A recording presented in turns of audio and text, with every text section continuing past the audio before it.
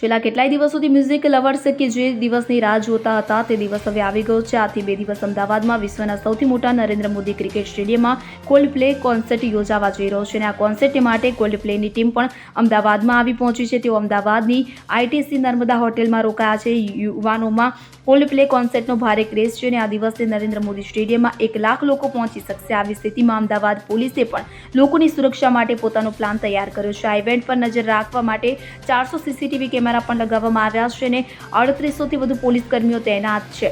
ચાહકોની સુરક્ષા સુનિશ્ચિત કરવા માટે મહિલા પોલીસ અધિકારીઓ અને સ્ટાફ સહિત સાદા વસ્ત્રોના અધિકારીઓને તૈનાત કરવામાં આવ્યા છે। પોલીસ સ્થળમાં પ્રવેશતા દરેક વ્યક્તિની સંપૂર્ણ તપાસ કરશે અને કોઈ ચેકિંગ કર્યા વિના પ્રવેશ ન કરે તેની ખાતરી કરવા માટે ખાસ બેરિકેડિંગ વ્યવસ્થા કરી છે।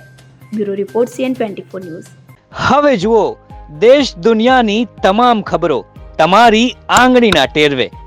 ઉઠાવો મોબાઈલ અને Google Play Store પરથી ડાઉનલોડ કરો અમારી CN24 ન્યૂઝ મોબાઈલ એપ।